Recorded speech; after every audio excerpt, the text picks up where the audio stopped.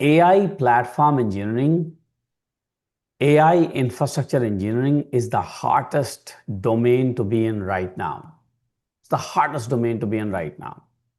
Software developers are losing their jobs. Data analysts are losing their job. Anything that has to do with the data, they don't need a human being. So AI platform engineering, AI infrastructure engineering, AI infrastructure operations is the hottest thing right now because the data centers are exploding. They need people who can build systems. They need people who can connect systems. This is where the AI is going to sit. This is where the AI is going to live. This is where the AI is going to breathe. And this is just the start, this course. And once you take this course and you fully understand, you can launch your career with 120, 130K salary. We have done it many, many times. You probably know somebody who's been through this program. But the real money is not $100,000. The real money is above 200K. That's when you start to live a comfortable life. 100K is a thing of 10 years ago. Look at the inflation rate right now. Maybe 20 years ago, 100K was a big thing. Now it's a 2 to 300K to have a decent life. And yes, you can earn that in today's economy. Every time something new pops up, you pick it up. Initially, get into it. I was telling a friend of mine a story how my boss, that was the director at AT&T Labs, back in 1970s, he used to be a mechanic, auto mechanic, both two friends. And they were out of job. They were mechanics, they were out of job. They were just driving by and they saw a sign at the AT&T Bell Labs building, hiring, no experience required. They walked in, both mechanics. And there's a person sitting over there. They filled out the application and the interview is immediately right there. And the person goes, the person who's hiring goes, do you have any background in computers? And my manager goes, look, I fix cars. How difficult could it be to fix computers? And then the next question he asked, do you know how to write computer in English? Obviously, he was born and raised a white guy. He said, yeah, I can write. And then he had him write the word computer. And he said, you're hired. And they hired him and they trained him. And then he eventually became an executive director. And along with him, his fellow, he was like the second, right after him, was the manager. So I'm seeing that time right now in the AI industry. If you know anything about AI, if you can manage it, if you can write some algorithms, if you know how to work with the AI, I think that time is here. People are hiring the AI folks who understand AI. Obviously, we cannot go back to the college and universities and learn math and statistics once again and become AI whiz and gurus. We're not going to become those people who write the backend code for AI. We cannot. I mean, not me and you because we don't have that educational background. But what we can do is we can build the very systems where the AI sits, where the AI lives, where the AI breathes. And AI cannot replace that. It's not that easy because it's not just one skill.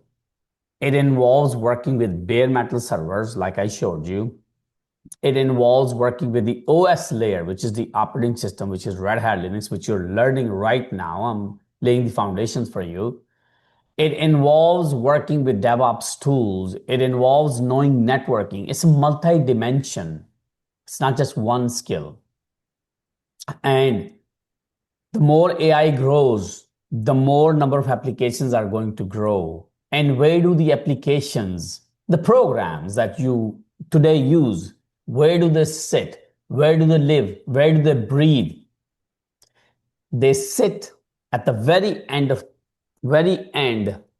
Whenever you hit any option on even you hit the like button on your Instagram or TikTok, You know where it comes eventually? It comes to the bare metal server right over here. And then on top of this bare metal is your Linux distribution sitting over there, Linux OS. Okay. And on top of this Linux OS, you have other applications, things like Docker and Kubernetes, which is also called K8s. And so this is sitting on top of Linux. Linux is sitting on top of bare metal. So anybody who understands the bare metal and this bare metal is all connected through our networking devices. What are those devices? Switches, routers, basic networking. And so, and then on top of it is the basically security. How do you secure all of these things? Anybody that understands these things. And obviously, this is not just one box. This bare metal server is not one. Thousands of bare metal servers. This Linux OS is not just one. Thousands of Linux boxes. And how do you orchestrate? How do you maintain? How do you provision? How do you configure? And how do you keep the configuration across these systems same and managed? Well, you need DevOps tools for that. And DevOps tools at the end of the day is basically your Ansible, your Terraform, and then CI, CD. And so if you're not using bare metal servers, the other option for you is basically cloud. Are we going to teach cloud in this class? Yes. If you're not using cloud, the public cloud, then what's your option? Well, then you're using VMware. What is VMware? Virtualization. So it's not a one skill I'm talking about. You need to know VMware, you need to know cloud, you need to know bare metal, you need to know Linux, you need to know Docker, you need to know Ansible, you need to know Terraform, you need to know CI/CD pipeline. I know you might be thinking in your head, oh my God, I gotta run all of these things. Well, you're gonna have a respectful job at the end of the day. Skills pay the bills. But I'm not trying to pay your bills. I'm trying to make you comfortable, to give you a comfortable life. You have $10,000, $15,000 check coming into your pocket every month, you live a comfortable life because 30% of that goes into your rent and car and insurance. So anyway, this is what you're going to learn in this class. And this is the foundation for the AI platform engineering. And then once you have 1 to 2 years experience in the IT industry, you move into ML ops, machine learning, operations. You don't have to go to any other courses. You can pick up those things at work because you have the strong foundation. Okay? Exactly. All right, very good. So we have now pretty much all the students that are interested in our course. They're logged in over here. Very good. And I see my team over here. We got 8 team members, and I've also invited around 2 o'clock. Do not miss this, 2 o'clock.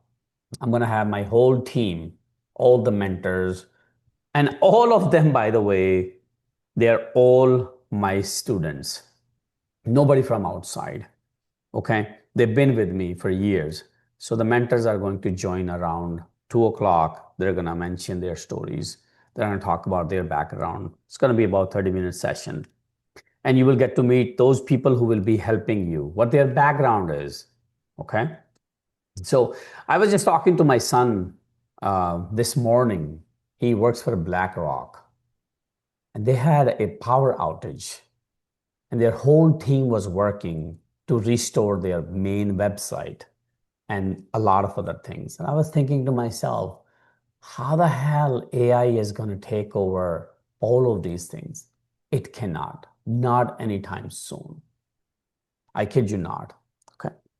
And we're going to understand the Linux file system today. and work with it. Okay. So everything about Linux file system today. So I'm going to share my screen over here. And first of all, let me check how long the system app has been up and running for 16 days. I got 117 users logged in over here. And ls cpu, free-h. Every time you log in, you practice these commands, okay? nmcli.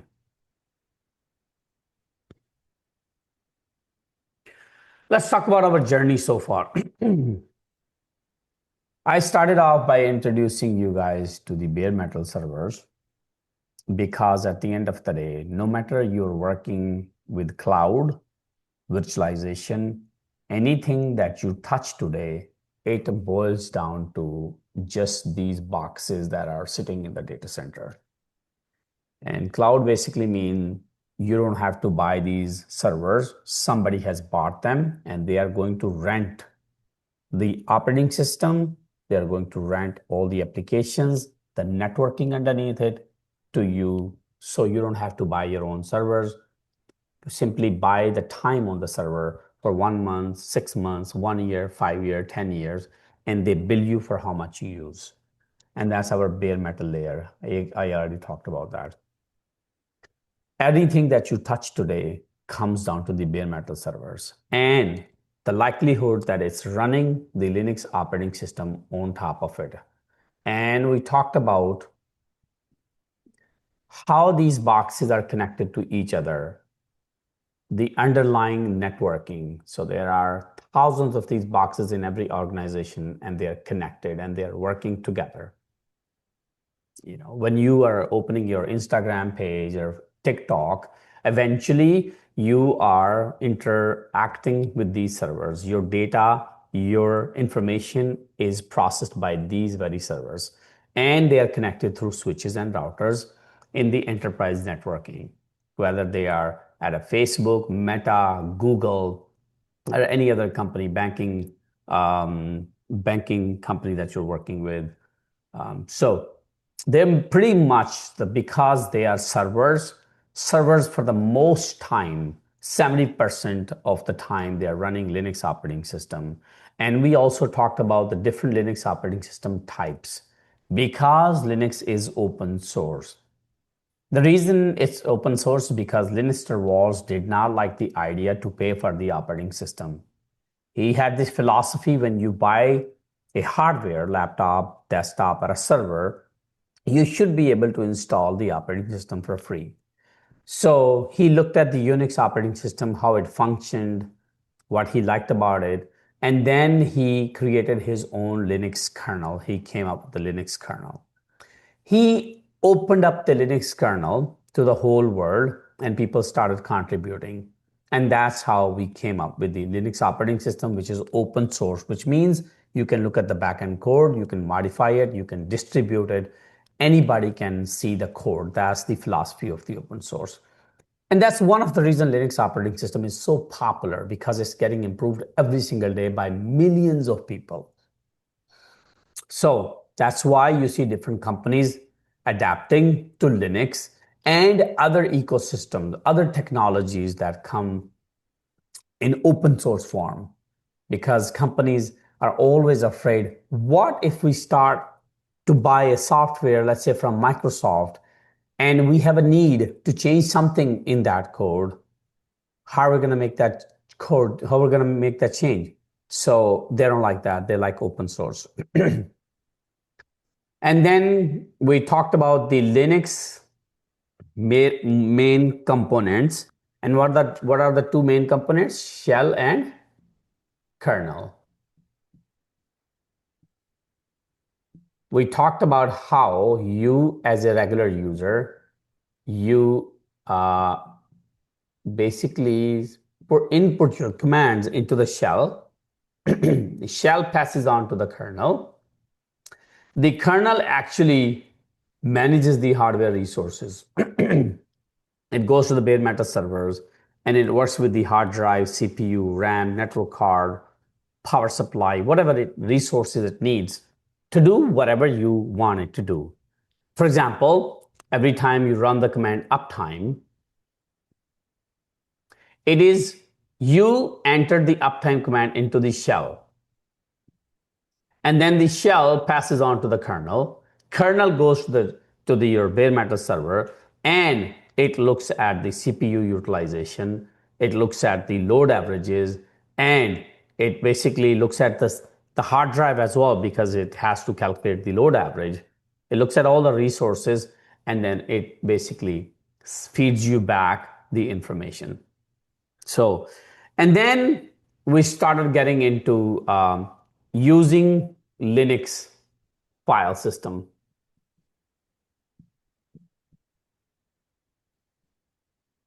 But before that, I also explained you the Linux networking. What is an IP address? What is a MAC address? What commands you use to get the MAC address and IP address? What is default gateway? I also mentioned the DNS and DHCP. The whole networking, it revolves around all of these terms. This is the core networking. Beautiful. Why? Because I wanted you to understand how is it that you're connected from your machine to the Linux server. There's always a curiosity in your mind probably. How is it that I'm working on this terminal? Where is this terminal? Where am I typing these commands? Well, you're typing the commands on my server, and your system is on a different network. My system is on a different network. You're connected through switches and routers. And I also showed you the trace route command and the ping command. How do you check the connectivity between two servers, server A and server B, anywhere on this planet? You use the ping command. How do you check how many packets are going from this server into this server? What is the path? What path these packets take before they get to the server? I showed you the trace route command. So now you understand the history of Linux. You understand the shell and the kernel. You understand some basic networking. And now we're getting into the file system. And that is our topic for today. And today I'm going to explain you what is file system, why do we care to learn about file system, why file system exists, and how it is used, what, why, and how. If you can answer these three questions on anything that you learn in your life, then you can, certify that you know that skill. What, why, and how. All right, so these are the three questions we're going to address in every single topic that we learn. What, why, and how. So, question number one, what is file system?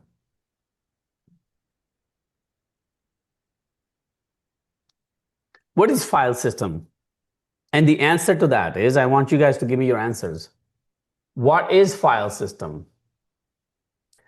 Well, file system, what is file system?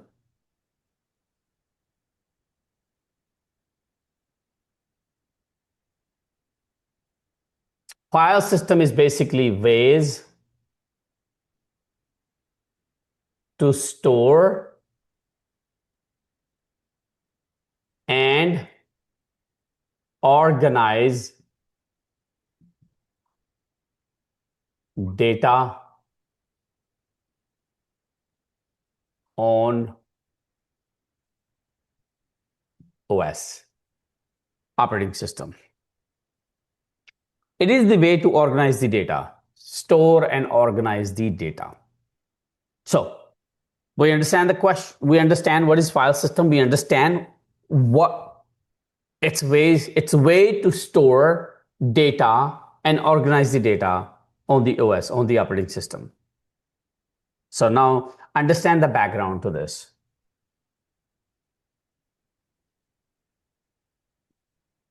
Wherever you guys lose me, stop me right there. I have this Linux box over here. I'm sorry, bare metal server. This is my bare metal server that I showed you guys. And right now, it has no operating system. So first, I'm going to install the operating system on this bare metal server, and I chose Linux operating system. So now I have OS installed on this bare metal server. Okay. Please make your window bigger. Can the panelists please help how to make the window bigger? You're only seeing me on your screen and I have the spotlight. All right. So I think you need to figure out how to work with this. I think you're kind of a little bit new to this maybe. Once I install the Linux operating system, now Linux, ladies and gentlemen, is basically going to give me a directory structure. Directory structure. Directory structure.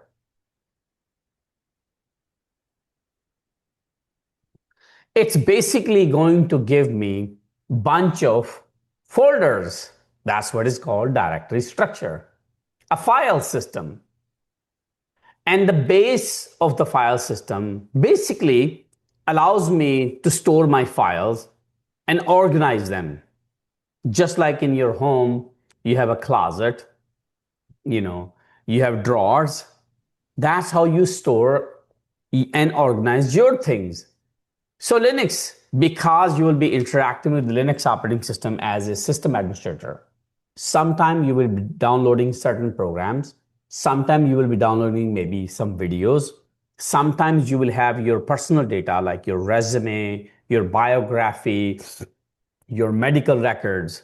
Sometimes you have work-related documents like PDFs, some material, training material, maybe some data for your customer. Do you put all of those things in one folder, in one directory, or do you want to separate them? And if you want to put them in one directory, what's the disadvantage? And if you want to put them in different folders, what's the advantage? The advantage is you're more organized. Every time you need to retrieve your personal data, you go to the My Documents. And then you will see over there, you have further down folders. And then you will pick up the data from your folders. Well, same thing in Linux. There's not too much personal stuff involved in Linux because it's meant to be used on servers. So Linux gives you some layout of the file system.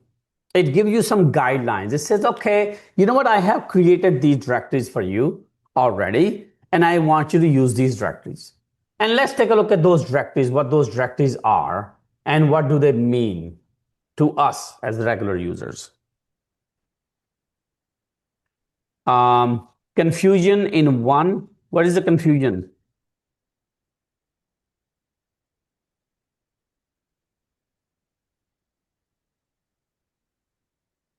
So at this point, I'm going to share my screen over here, and I'm going to open up my terminal right over here. I'm going to move this above and make it a little bit bigger for you guys to see. I'm going to move this over here so you guys can see my screen okay. If you have just one file for all, I was answering the question, no confusion. Okay, that's good. Okay, so now if I go to the base directory and I'm going to use my OneNote over here to write. So the base directory in Linux is always going to be this root directory, ladies and gentlemen. Let's take a look at this.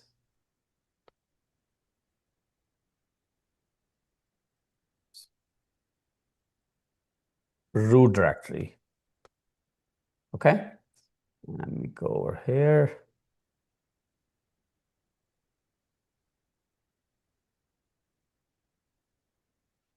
Okay. This root directory, ladies and gentlemen, this slash is equal to root. This is the base directory. This directory is the base. There's nothing above that. Okay. Everything starts from here. Everything starts from here. And underneath this, we have different directories that are given to us by Linux. One of the directory that's given to us by Linux, I'm going to only talk about the most important ones that you need to know right now, is the bin directory. And you can see the bin directory holds, or rather stores, all of the binary files, all binary files. That's why it's called bin. And what is binary? Binary is equal to commands. Commands. All the commands that you're using today in Linux, for example, you type ifconfig, uptime, lscpu, free-h, id command, you may find them in the bin directory.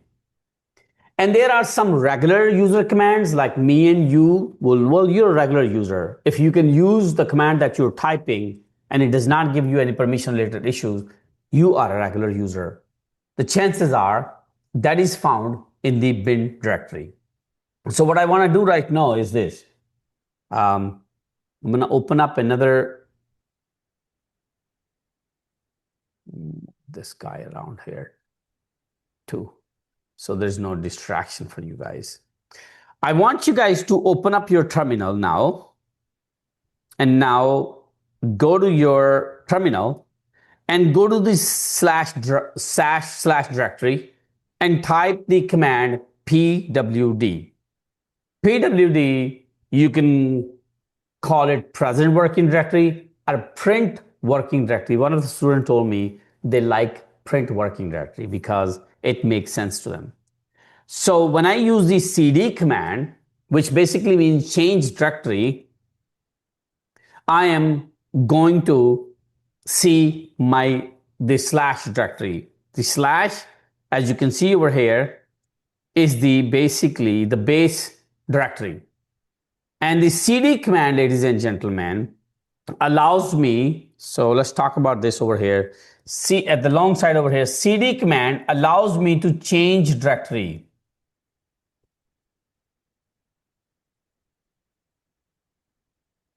So now I am in this directory. Okay. All right. Okay, very good. So the cd command allows me to change directory.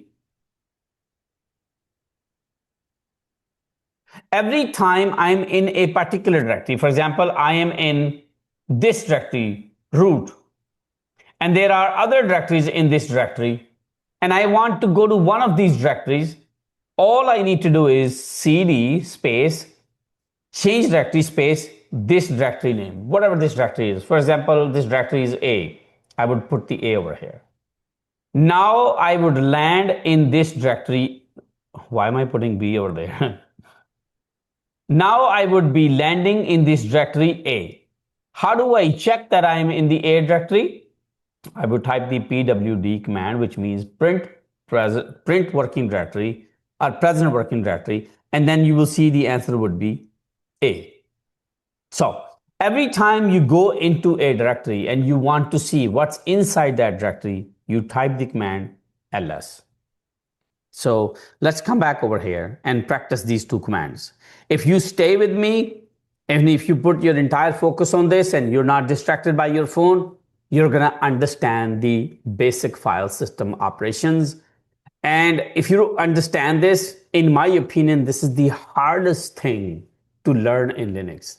If you learn this, if you understand, and if you put the structure in your brain, your half of the battle is fixed. But it's going to take you some time to learn this stuff. Why? Because you're not used to it.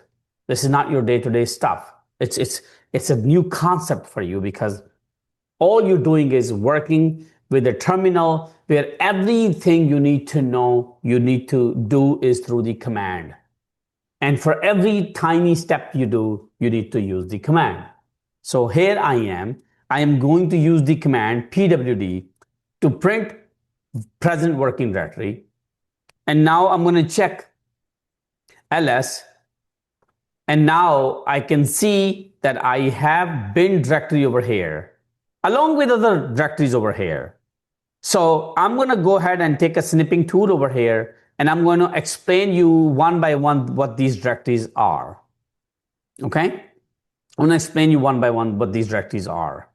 The AFS directory, don't worry about that. The bin directory is very important. What does it has? You guys are going to tell me.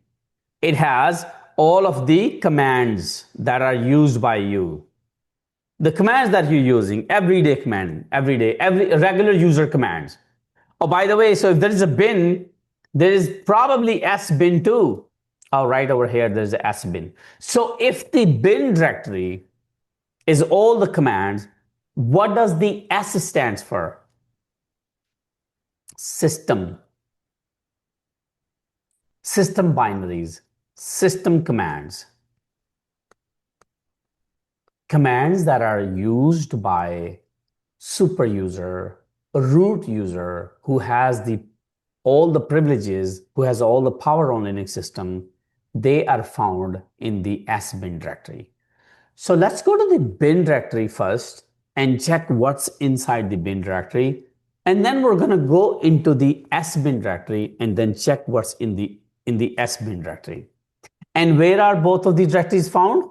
Well, they are found right over here. They are in the root directory. So right now under root, we see bin and we see sbin, and we realize that bin has all the regular commands and the sbin has all the system commands. And so first objective is to go into the bin directory. What did I tell you the command whenever you want to change directory? If you are in this present working directory right now, from here to there, how do you go? You go cd space, space, and then you do bin. And let's do that real quick. If you guys stay with me today, you're going to have fun. Bin.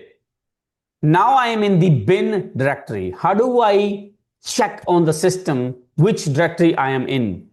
Pay attention to your left side. It always tells you which directory you are in.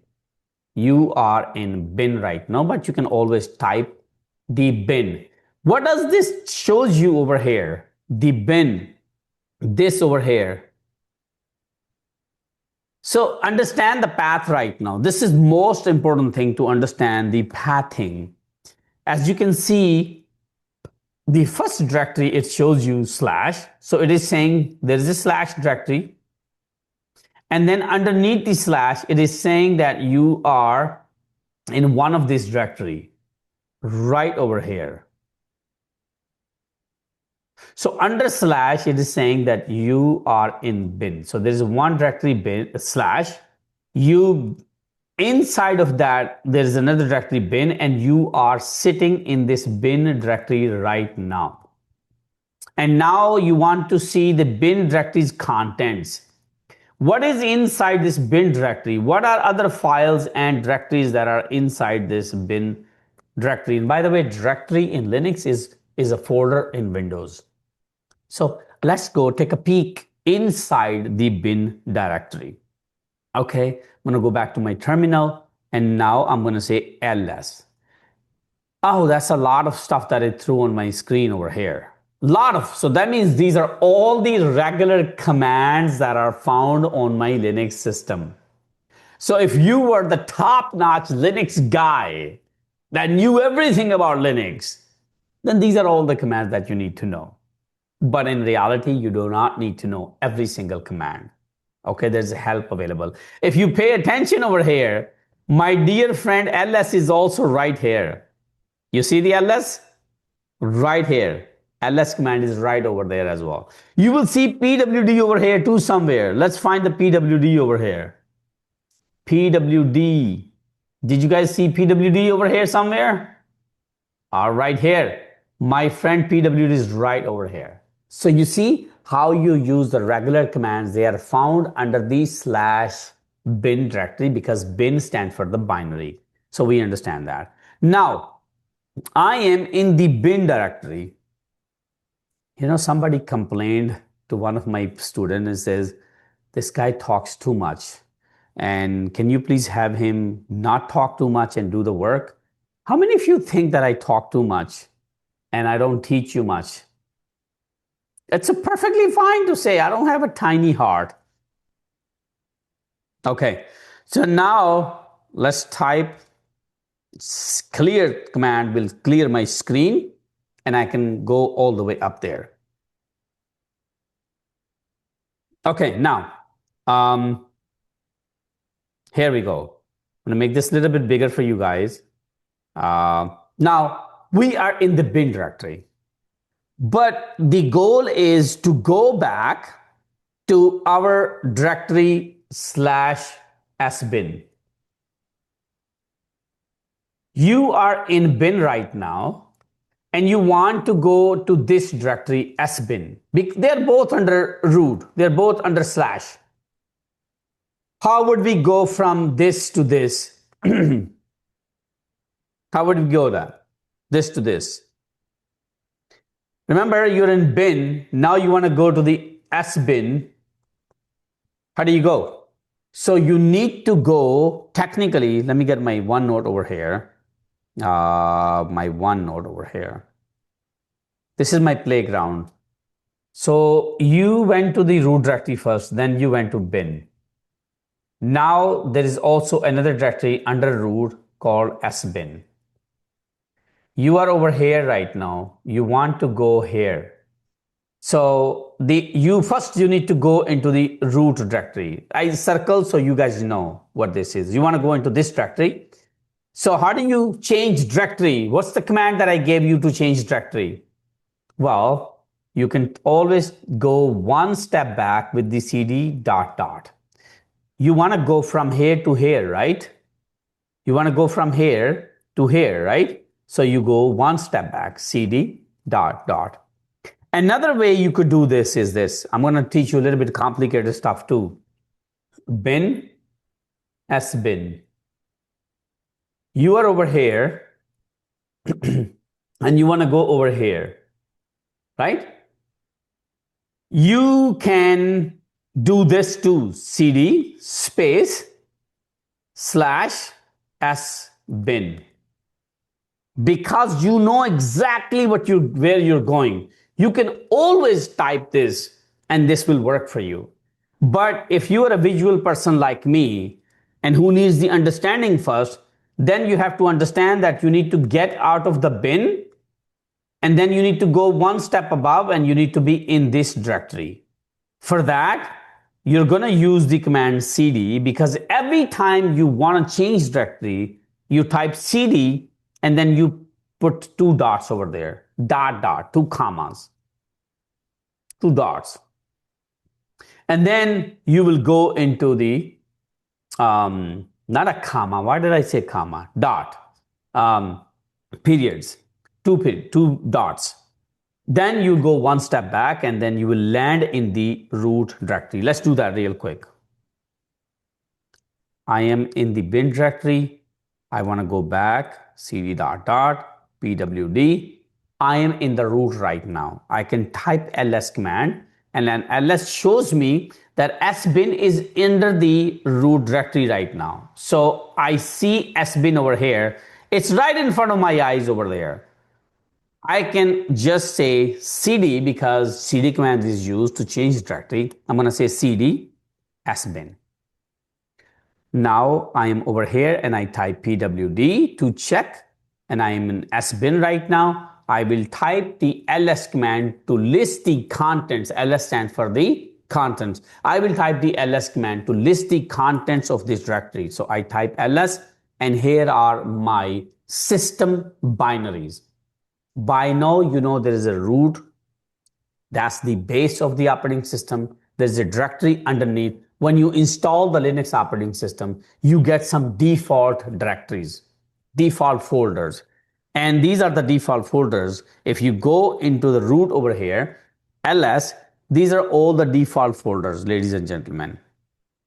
Right over here. These are all the default folders. And if we understand what these default folders are and their importance, we will understand a lot more things about Linux because we will know where to store our data when we are working as a system administrator, as a DevOps engineers. We understand one directory, two directories, bin and sbin. Let's take a look at the second one now. I'm going to clear my screen over here and I'm going to go all the way up and I'm going to make my screen a little bit bigger for you guys. And now I am going to understand another folder, which is called the boot folder, boot directory. I want to go into the boot directory. How do I go into the boot directory? Being that I am in root right now. So if you understand, if you've been following me, here's another second challenge we have. I'm in the root directory. Under root, there is a boot directory over here. I want to go from here to there. How do I do this? What's the command that every time I need to change a directory? I will type the cd command and then I will give the name of the directory that I'm going. Okay. Now I am put into this directory boot. And what does the boot means? Well, boot you usually wear them, okay? But in Linux, boot means to power on the system. Power on the system, start the server. So by boot, this directory represents booting files, meaning those files that are needed to boot up your server. To boot up means to power on, to start, to bring this beautiful interface in front of you. If you delete this directory from your system, guess what's going to happen? Your system will never be able to. It will turn on, but it will not start Linux operating system. It cannot boot the Linux operating system. And that's a one phrase or one sentence you will see a lot. I cannot boot up my system. I cannot boot up my system. My system won't boot up. My system crashed. My system won't boot. It will not start the operating system. So now let's go into the, right over here, let's go to the boot directory and type ls. As you can see over here, ladies and gentlemen, you have some booting files over here. And I don't want to explain you too much right now, but these are all the files that your Linux operating system needs to power on, to start itself. So if I delete these files, can my system start up? Absolutely no. Now I am in the boot directory and now I want to go back to the root directory once again. How do I go back one step? Now I need you guys to tell me here. Guide me over here. Every single one of you.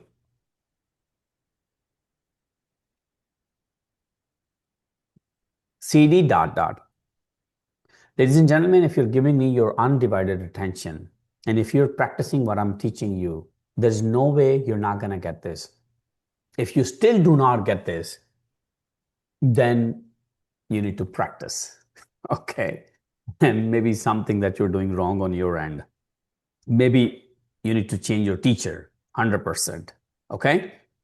Now, the third directory I'm going to look at is the dev. Dev could be devil too. What else starts with the dev? Devil. Do we have devil in Linux? Maybe. What else the dev starts with? Devotion? Yeah, maybe Linux gives you developer. Yeah, well, this dev is for the devices. This dev is for the devices. All the devices that are connected to your Linux system, they can be found in the dev directory. For example, your camera, your hard drive, your all the devices. So most likely all the peripheral devices, printer, hard drive. Let's go to the dev directory and see what we see over there. Devices. There you go. You have more files and you have more directories. You have more files and you have more directories over here. By looking at this over here, can you tell me which one of these are files and which one of these are directories? No, you cannot tell. You cannot tell. So what are some of the devices that we can identify over here? What are some of the devices that we can identify over here? Well, core. Core, do you guys remember the core? CPU cores. How about the CPU over here? How about the disk over here? How about the console? You guys are probably heard of the word console. I talked about it. How about the drive? FD? I don't know what FD is. Maybe floppy drive? I don't know. How about log? Log means some system things. What else I can recognize over here? TTY. Maybe it has to do with the terminal. You guys remember I talked about the SDB, SDA, the hard drives? They are here now. They are here now. PTS, maybe pseudo terminal. What else I can recognize over here? Zero is a zero. I don't know. Watchdog. I don't know, guys. But all I know is the slash dev directory has devices. Let's get out of this directory real quick and let's go to the next directory. Ladies and gentlemen, so far, the most important directories that we looked at is the bin, boot, and the sbin. Dev, it's okay. It's okay. Now the next one is the etc, etc or etc, etc or etc. The professionals would always pronounce as etc. Okay? When you're at work, somebody's going to say, hey, could you go to the etc directory and look for this file? And you're going to be like, what? The Udemy course told me etc. It's etc or etc. Everybody calls it etc. So let's go to the etc directory. Ladies and gentlemen, we see a lot of files and a lot of directories. Can you differentiate what is a file and what is a directory over here? I cannot. I cannot by looking at this. I cannot identify. I cannot differentiate. Maybe we got to find out how to do this. That's coming later on. Okay, so Linux system, the booting files that starts up the Linux server, they are in the boot directory. All the devices, your hard drive, CPU, RAM, maybe your block devices, your terminals, they're all found in the slash dev. Dev stands for devices. The etc directory, in my opinion, is the most important, is the most critical. They're all, by the way. If you delete the slash boot, your system will not function. If you delete the slash dev, your system will not function. You want to store your personal stuff in the slash sbin or bin? No, you cannot do that. You cannot do that. The etc directory has all the configuration files and directories. You need to understand the word configuration, because if you don't understand the word configuration, me and you were going to have a problem, and your future is going to have a problem too. Configuration. What does it mean to configure something? Can you configure this for me? Somebody needs a break over here. We need a break over here. What does the etc stand for? etc stands for etc, etc, etc, etc. Era vagara in Urdu. Era vagara. Okay, vagara vagara. So what does the configure mean? At 1 o'clock, we're going to take a break for 5 minutes. Okay, vagara vagara. What does the configure means? To configure something. To configure something is to set the behavior of something. Set behavior of something. To tweak something. To change something. Changing a setting.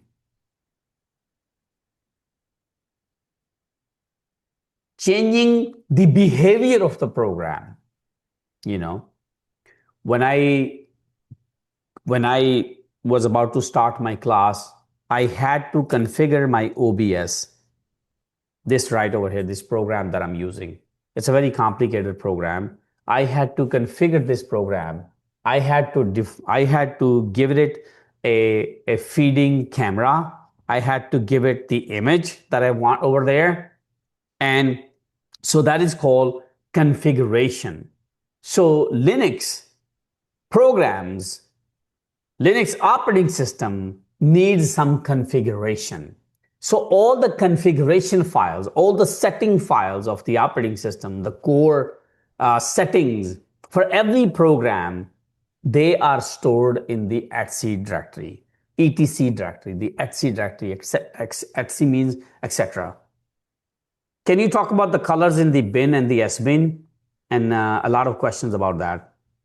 I really don't know the color scheming. I don't care about what those colors mean, actually, to be very honest with you. I'm going to tell you how do I differentiate which is a file, which is a directory in a very simple, easy method that I'm going to give you. But do you understand the word configure?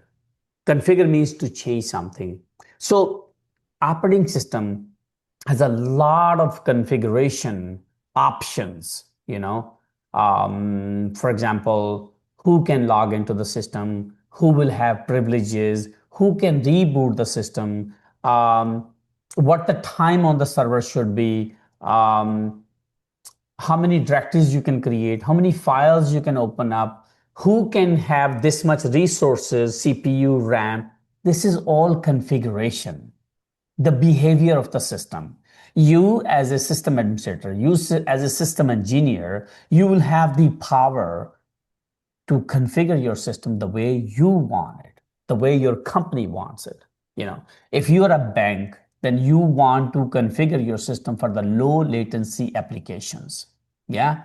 So if you are security, you're too much concerned about the security, then you will configure your system for security that you will allow certain people to come into the system.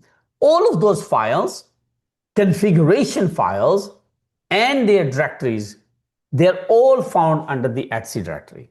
All the configuration file.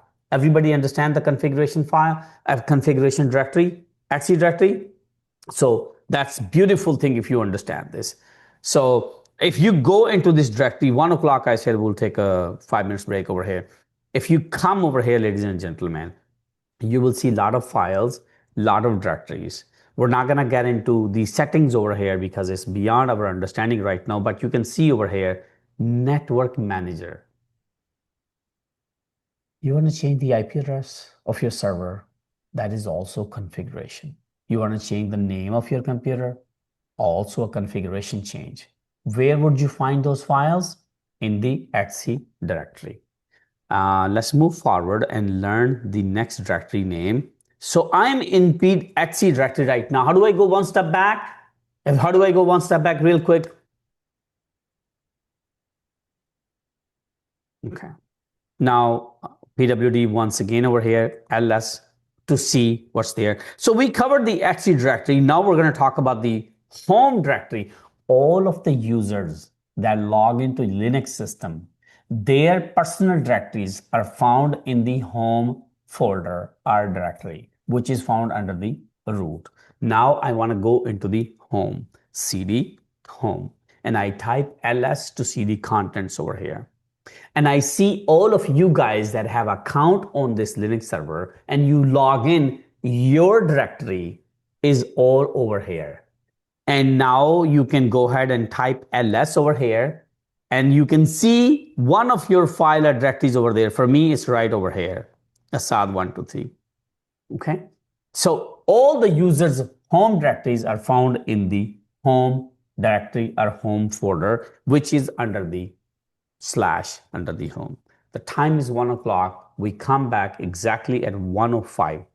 Go, walk away, do something better with your life. Do not pay attention to it. Now, please explain temp. So you see, whenever I meant to type ls, but I typed .s, and it says command not found. I got a question over here from you guys. If you can answer this question, you are paying attention to me. Where is this trying to find this command? In what directory? In what directory it was trying to look when it says it's not found? If you said root, you're wrong. If you said cbin, you are absolutely wrong. If you said sbin, I can say, okay, we will see. Is it a system binary? Or is it a regular user binary? You are a regular user, you've been using this. It's got to be in the bin directory.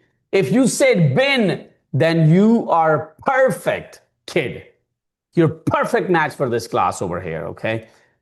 The others who said sbin, well, didn't I say that's for like system binaries, more elevator privileges? Maybe it's there too. I don't know. Okay. Temp is to store temporary files, temporary directories. The var. Let's go to the var, cd var. What does the var stand for? Var is variable. Var is variable. Variable means the directory that changes contents. Like usually the var directory has logs, logs. What is a log in Linux? That's a very important lecture. It requires a whole lecture, 1 day lecture to talk about logs. Logs. Log basically is your events. All the events that take place on your server, they're being logged. For example, you logged into the system. It created one event. It says user Mohammed logged into this system at this particular time from this IP address. You restart a service, that's a log. System shutdown is an event, it gets logged. Logged means keeping record of the events. Keeping record of the events is a log. So the var directory has logs, all the logs on your system, whether it's related to the system, users, applications, they are kept under the var directory. Everybody understand that? Var, not the history. You cannot say history. Events being logged. Events being logged. For example, you log in, that's an event. I shut down the system, that's an event. It will say user Asad shut down the system on this day. So every time you log in is an event, you log out is an event, it's being kept somewhere for record keeping. Okay? The disk space is filling up is an event. Some process, some application that stopped working is an event. The network connection, somebody took the cable out and it's going to say the cable disconnected, cable disconnected, cable disconnected is an event. It's like when you have problem with the system, this directory is very relevant. You go into the var directory, under var you go into the logs. Let me show you something very, very interesting on this server. If you still do not believe what I'm teaching you, I'm going to the CD. I'm going to, I am in var. Under var, I have a log directory somewhere. Do you guys see log? Var log. Right here. Yes. Go to this directory log and type ls. And then you can see over here messages. And then you can see over here secure. So now I want to read this file, secure file. I can cat secure. Cat is the command that allows you to read files. Cat. Oh, it says permission denied. I do not have the permissions to read this file. Well, what I'm going to do is, no, it's going to be a little complicated for you guys, so I'm not going to do that. Maybe I will. Oh, well, Ziad Bhai had so much security policies that he wouldn't even let me do that. Yeah, he had disabled a lot of things. Okay, no big deal. But if you wanted to see all the security logs and I wanted to show your log when time you came into the system, it would have been in this file. And the file is, there's a directory called var. Under the directory, there's a log, and then the file is secure. Okay. Now, ladies and gentlemen, if you go back over here and type cd command, it will always take you into your home directory. Cd command will always take you into your home directory. And what is home directory's path? Where are all the home directories kept? Well, your home directory path is always going to be under root. There is a directory called home.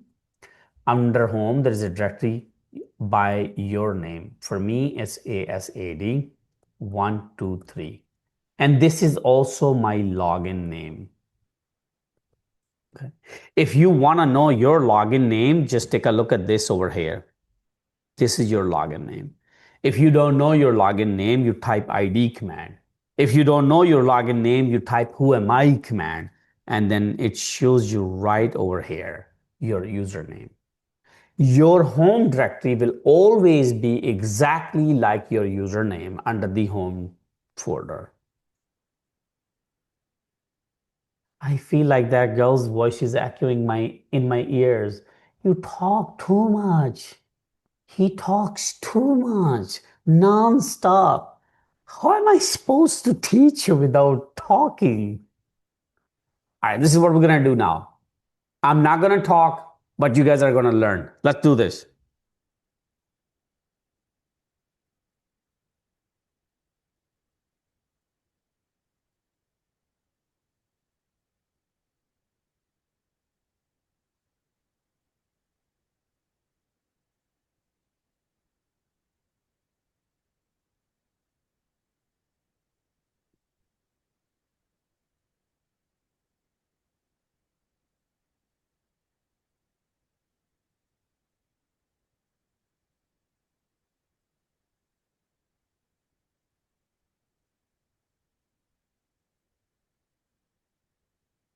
How many of you were able to learn without me talking? Interestingly. Okay. I think that didn't work for too many people. Did it work for you guys?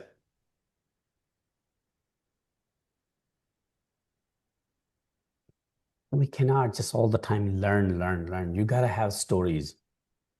You know, you know what my students tell me when they go to interviews and when they go to the work, first time ever, first time in the office.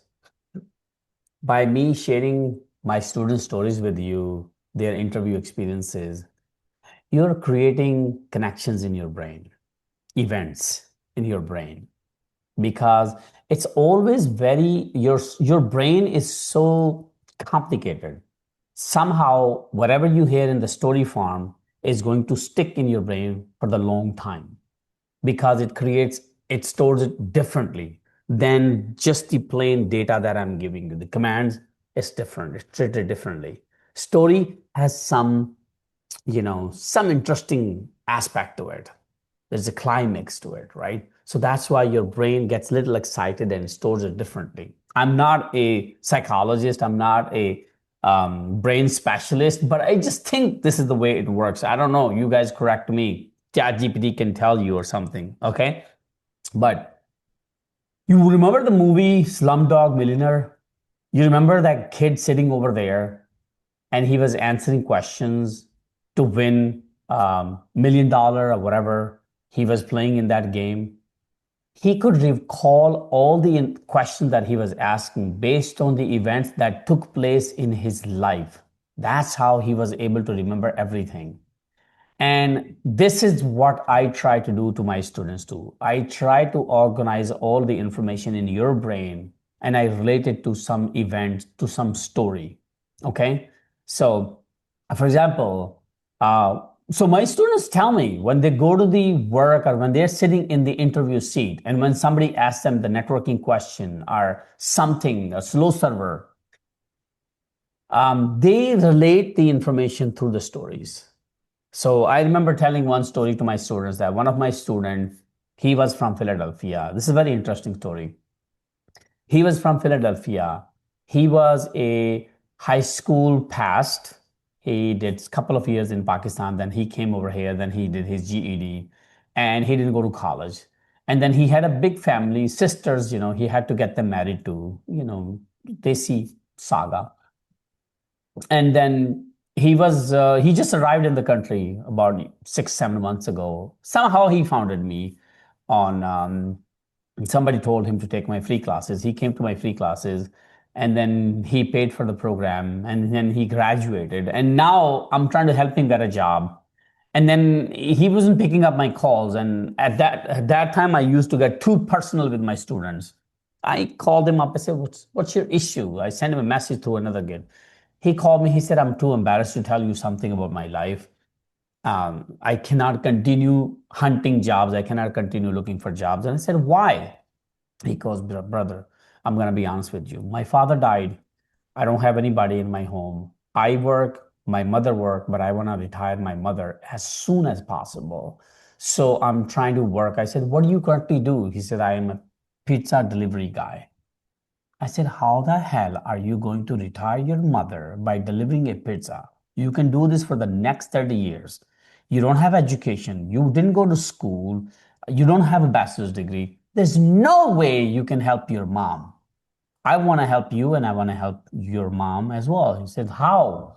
How are you going to help me? I'm working 12 hours and you want me to sit on my computer, apply for jobs for 2 to 3 hours. I don't have that time. I said, how much do you make? He said, I take home $2,000. I said, I'm going to give you $2,000 for next 2 months. You are now my worker. You're going to do whatever I'm going to tell you. He said, why would you do that? I said, because I want you to be successful. Honest to God, real story. He said, okay, I agree. I said, pack up your stuff and come move in my apartment in Linden. I had an apartment for my student. He moved on over there.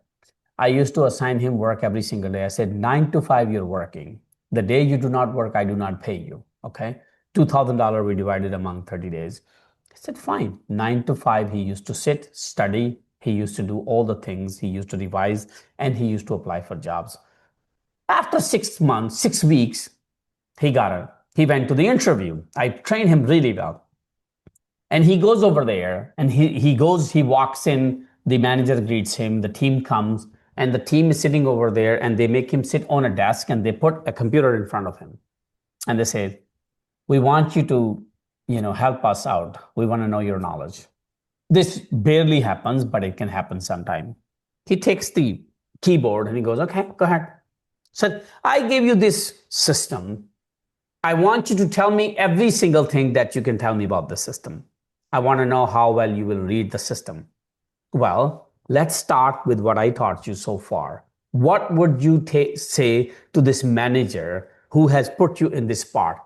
What can you tell him about the system that you're on right now? Let's start with the very first command. Host name, ladies and gentlemen. Host name CTL. Well, he said, well, it's a server. It's a Proliant DL580 Generation 9 server. You're running Linux on top of it, and it's Oracle Linux version 9.7. And now I'm going to tell you how long your system has been up and running.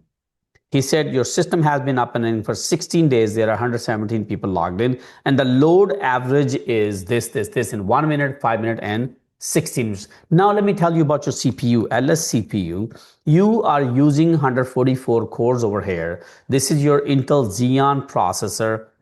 And the information, and this is your Intel Xeon processor E8890. Let me show you how much RAM you have in this server, free-M or free-H. You are using 755 gigabyte of RAM. Let me show you your last logs, your security logs, ladies and gentlemen. And then he used the command. Yeah, you can come in here. Just give me 1 second, folks, over here. I got a little disruption over here. Yeah, give me just 1 second. Oh my God. The climax of the story. Yes, and continue to build the story for me, folks. Just for 1 second, I need a break over here for literally 1 second. Continue to build that story for me. Continue to build that story for me. And tell me, yeah, thank you. Appreciate that. God bless you. Thank you. You can take these. This. Thank you. God bless you. All right, continue to build that story for me. Now he said, I'm going to show you your network interfaces, NMCLI. And then he talked about the interface, IP address. He talked about the default gateway. He talked about the loopback address. And then he went into the configuration, the etc directory, and then further on all the things that he learned in this class. And by the time he was done explaining this in literally 10 minutes, the manager goes, I'm truly impressed the way you broke down the information. And I have a job offer for you. One question, the kid walked away with the job. You know what the offer was? $68 an hour. And he came back home. He had tears in his eyes. And he said, I could have never done this without your help, Asad bhai. And I said, yeah, alhamdulillah, you made it. And you want to know the real end of the story? I have to stop sharing my screen for this. Wallahi, I have to stop sharing my screen for this. The real end of the story is this. This kid starts to make $68 an hour. And I had no contract with him. We had a verbal contract. And the very first paycheck he got, I asked him, you're going to give me 15% of the paycheck. The very first paycheck that he got, he refused to pay me my share. And that was the moment of realization. And you know what he said to me? He said, brother, I have way too many bills to pay. I cannot afford to pay you 15%. At that time, I used to charge 15%. And then I said, well, that's not the right way to do it. He said, what are you going to do about it? You don't have a contract with me. Ever since, he made me very smart, intelligent businessman.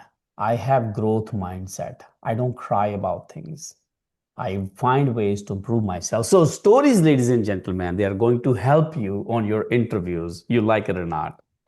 So therefore, there's an enrollment agreement for you guys that you're going to be signing. Those of you who have done the interview with you, if you're wondering why I haven't sent the enrollment agreement to you, I was just having my lawyers look at it one more time. Do not worry. I have never caused any problem for any of my students. Only my students have caused problem. And you want to know the real end of that kid's story? After 6 months, he was jobless. The contract ended. He came back to me. He said, I need your help. And you want to know what happened next? I helped him. I helped him again. And he's doing super good now. Yes, he didn't pay me, but I helped him because my reward is coming from somewhere else. Because of what I did to many of my students, regardless they paid me or not paid me, Allah subhanahu wa ta'ala gave me so much that I cannot thank enough. Every single day I get up and I say, Alhamdulillah, thank God for giving me the opportunity to guide the young people like my own kids. Every person that I interact with, I look at it, if this is my own kid, what advice would I give them? And those of you who have interacted with me over the Zoom one-on-one meeting, and literally there are 5, 6 of you over here that I refuse a service to. A, maybe you did not have good communication skills. Maybe B, your age was an issue. C, maybe you have your challenges, So that's why, ladies and gentlemen, let's continue. I know I'm wasting a lot of time over here, but I promise I'm going to keep the minimum number of stories in this class because you guys don't like stories. Okay, so now we understand the structure. By the way, I'm over here. What is the directory structure? What is a file system? And the most important directories. You will remember this by heart the way I covered it. The next step is, how do you navigate? How do you go from one directory to another directory? How do you create new directories? Navigate is the word.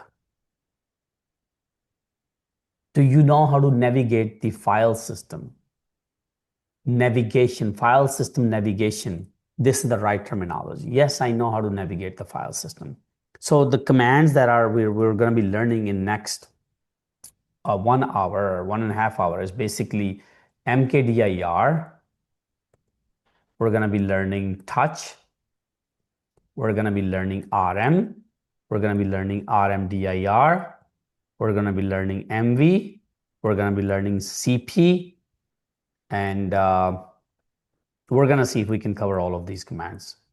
I'm going to go slowly you are in the directory bin, and all of a sudden I want you to go into the temp directory. How would you do that? If you are in the temp directory, I ask you to go to the var, and under var, there's a log directory. How would you go from here to here? So we're going to look at all of these things. And we're going to ask ourselves questions. Every time you learn something, you have to ask yourself, what is it that I'm learning? Why am I learning this? And how is this applied to the real world? If you have the answers to all of these, what, why, and how, you will understand everything. So now I want to bring your attention to a command. First of all, let me go back to my root directory. I'm in root right now. Okay, you see, instead of typing the dot dot, I just simply type the root. Can I type this way var log and it will take me? No, it's not going to work like that. Can I do this cd var log? It will take me? No, it will not take me. Linux is absolute. You need to specify. So I want to give you a command over here, the tree command. And this will, right. Stop. What the hell did I do? Oh my God, it's going through every single file and a directory right now that it can stop. Okay, clear, C-L-E-A-R, clear. Okay, let's go into our home directories. Let's go into the home directory and let's type the command tree. Ladies and gentlemen, what you see over here is tree. Let's do tree var. No.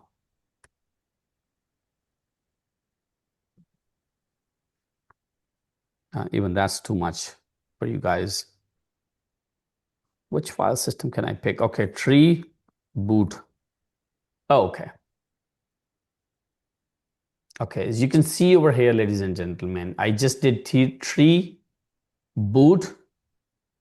I'm saying, hey, tree command, show me what's inside the boot directory. There's ls, which gives you simple stuff. The boot has all of these files. Boot has directory, and these files. And this directory has another directory inside. Okay, how about this? We go to our home directory and say tree. Well, if you see over here, in my home directory, I have a directory called class. I have desktop. I have directory 1. Underneath that directory, I have directory. Let me take a snipping tool over here. Just do tree on your home, okay? Do not do tree anywhere else. This is where we're going to understand the logical pathing or structure, okay? So I use the tree command, and under the tree, I see that I have a directory over here. I have a directory over here. If there was anything in these directories, I would have a sub underneath. And then just like this one, this directory has a subdirectory, and then it has a file over here. Okay, so this shows you some type of directory, your directory structure. Okay, no, you will not have the same structure because your home directory probably does not have anything in it. So let's take a look at this. As a matter of fact, I'm gonna create a map over here for you guys, and we're gonna work on this map together. And then you guys are gonna help me with this. Here, everything starts from the root, and then root has all of these main important directories. For example, it has boot, it has dev, it has home, it has var, it has temp. What else we talked about? Bin. Okay. So if the user if there is a home, under home, we have all the user directories. So this is a folder. Of course, there are all folders. So under this home,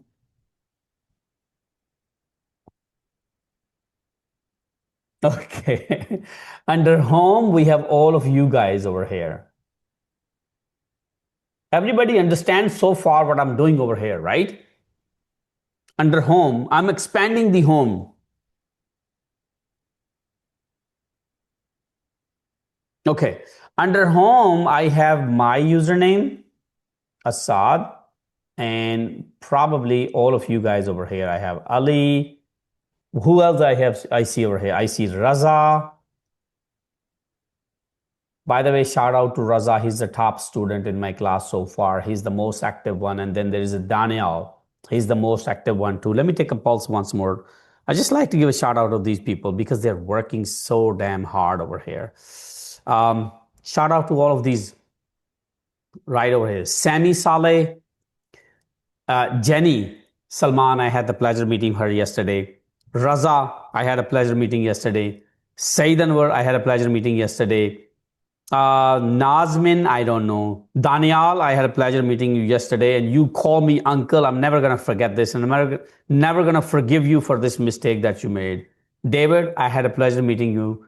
And Savar, I haven't met you yet. But you guys are doing amazing. You're spending a lot more time on this. Your success ratio is 94%. Your labs over here, you're focused on the labs as well. Your quizzes, and then there's M. Bilal too. And then I see MT Zubair over here.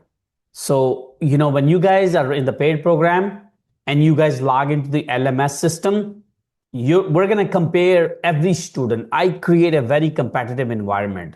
By competitive environment, I want to give you guys the reward. I'm going to highlight you. I'm going to talk about you everywhere I go, and I want to see you guys successful. So this is great, great job over here. Once again, big shout out to you guys. Okay, so now let me come back over here.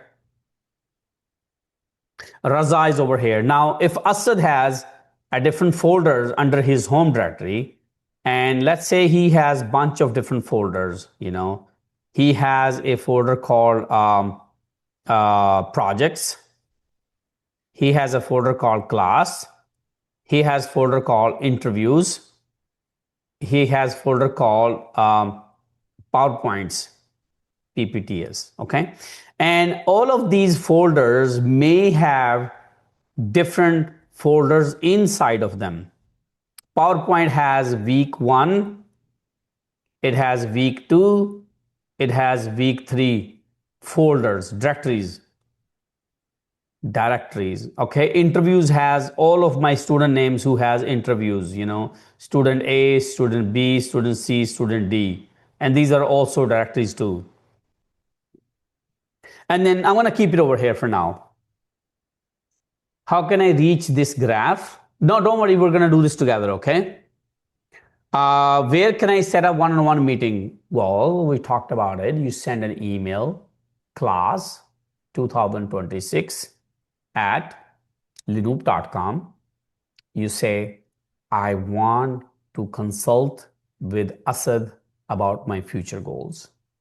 I don't care you coming into my program, you're signing up. I don't care you're in Guatemala, you're in India, and you're Pakistan.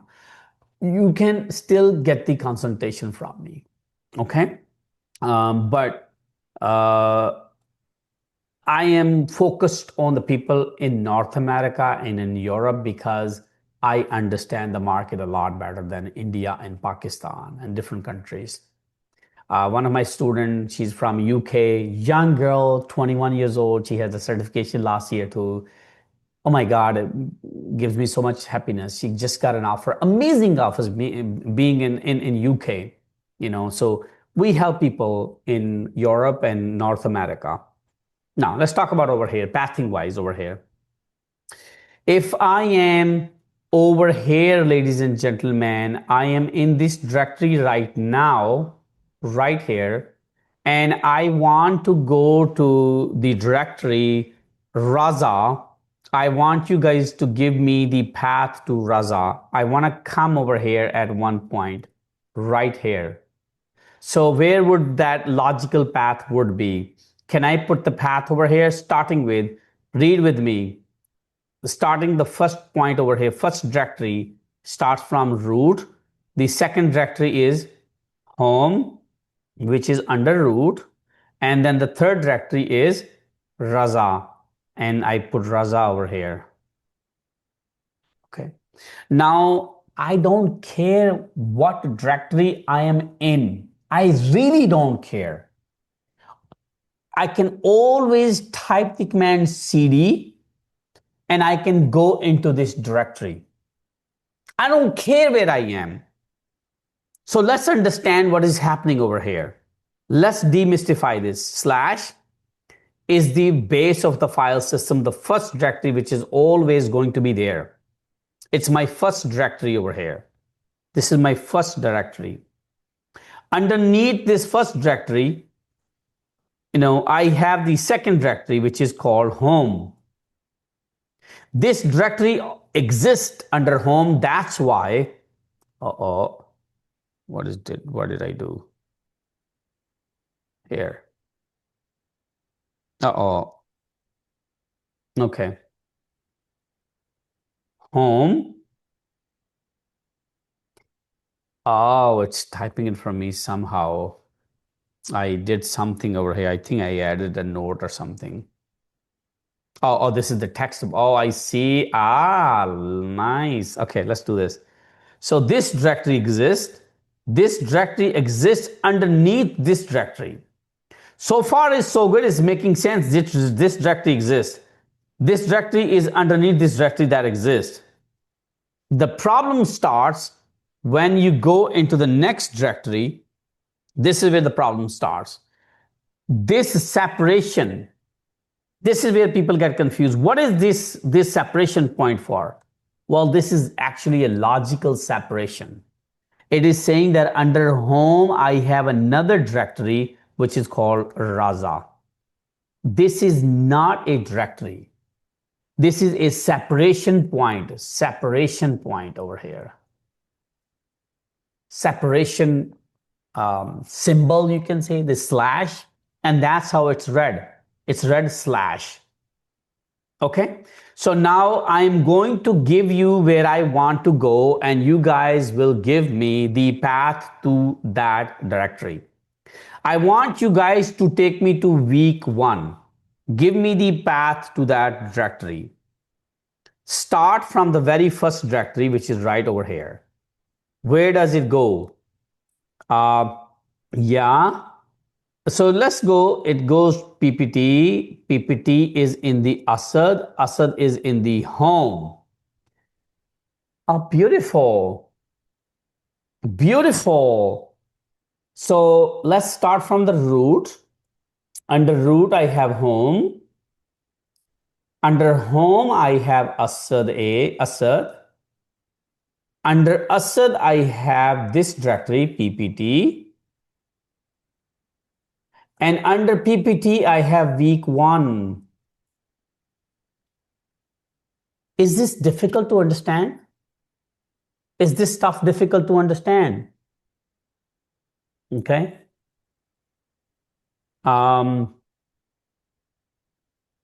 Is this stuff difficult to understand? So if let's just say I was in this directory.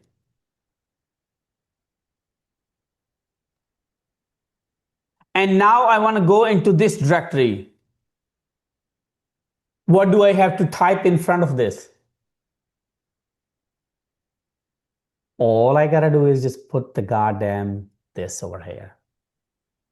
But of course, I need to know the path. Where am I going? So it's not easy to tell the path because it's buried. Right now, you have a picture over here. You can make sense. But another way to go into this directory is if you did not have this map in front of you, this picture, how would you get to this directory then? Well, then it would be, you would start off with the root directory. First cd into this. Then you will look over here, ls, and you will see home over there. And then you will type cd once again, and then you will go to home.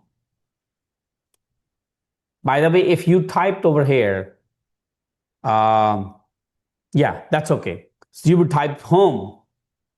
Then you would come back and then you would type ls, and you would see Asad over there. Let's do this so far. Let's do this over here. Clear. And now let's come over here.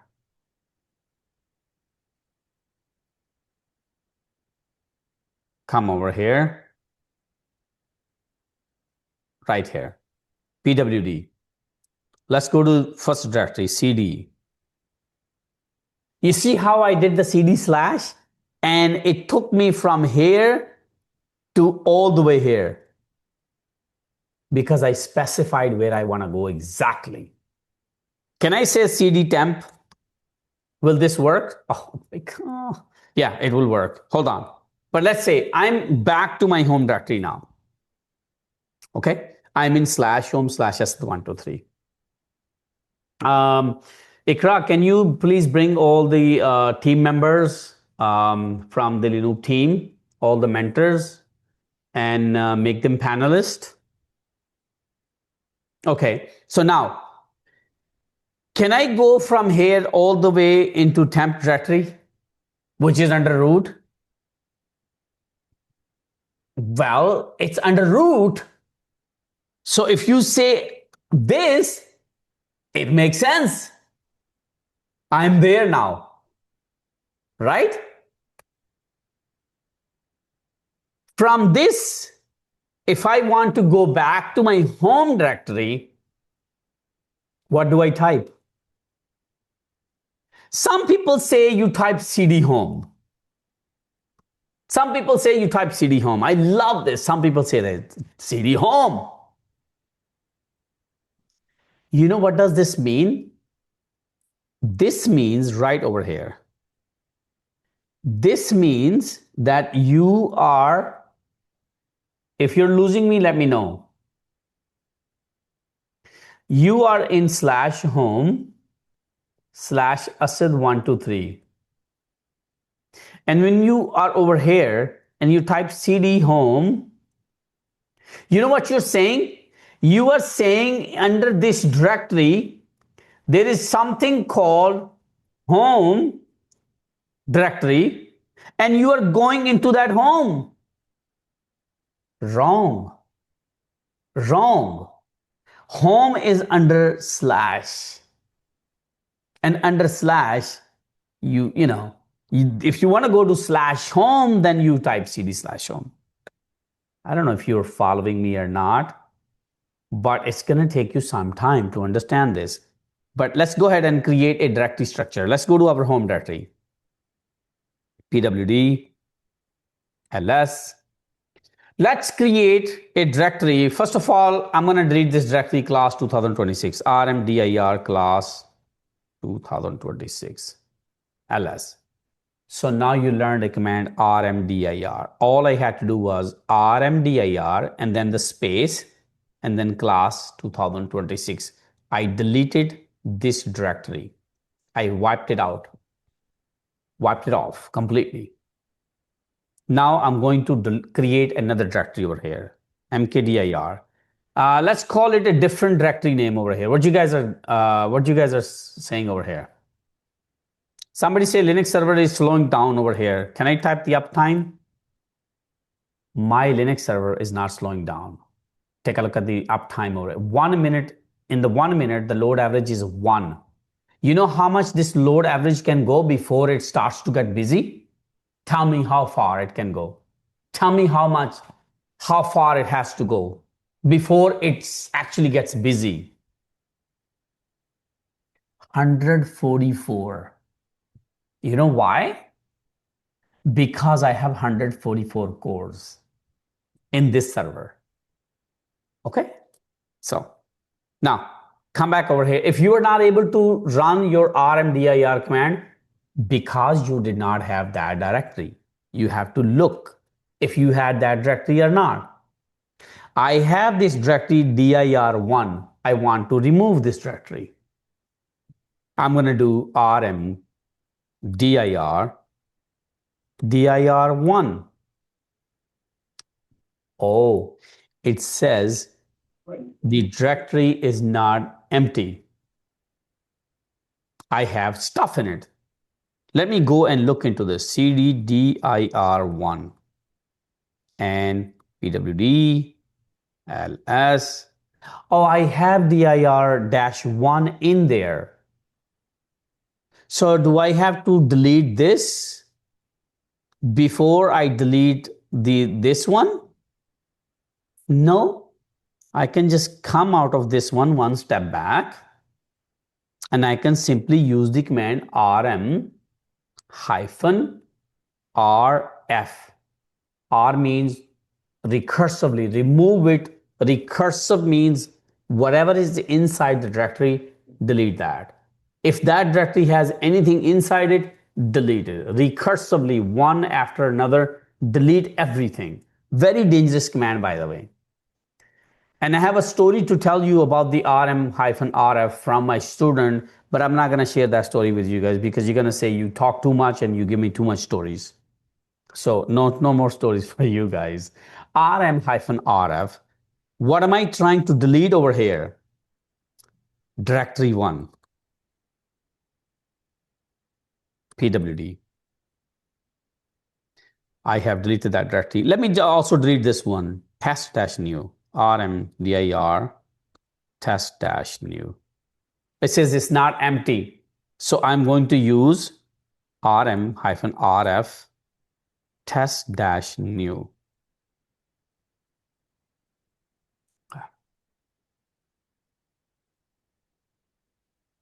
Okay. Ladies and gentlemen, that's how you delete a directory which has subdirectory. And if it's just empty, then you can use the rmdir. Can you use the rm-rf to remove a empty directory? Absolutely, yes, you can. Absolutely, yes, you can. rm is more powerful. rm also is used to remove files. But when you add flags, this is called a flag. When you add this flag over here, -r, this means recursively. Recursively. This is a computer science term, recursive, one after another. Delete. If this is my directory, and there's another directory inside, and that has another directory, that has another directory, that has another 5 directories, that has another 5 directories, that has another 5 directories, that has another 5 directories. And if I say rm-r on this directory, this one, it's going to delete every single thing inside. And actually, this is very dangerous command. And the F stands for do it forcefully. Do not ask me questions forcefully. And these two things, ladies and gentlemen, they are called flags. They are command options. They are command options. Okay? That's a directory tree. Exactly. You are deleting the whole tree. You are deleting everything that you say over here. You're deleting that one. And anything that is inside that, you're deleting the whole tree over here. The whole structure, you're deleting it. Okay? So we're going to go ahead literally and do this. And today I'm not a very social guy, I'm gonna say, and I was very quiet. And after joining the Loop, I started helping others and trying to teach them, and that actually gave me confidence. And my personal growth was also getting hit, and I was able to break the shell that I was in and come out, start talking to people.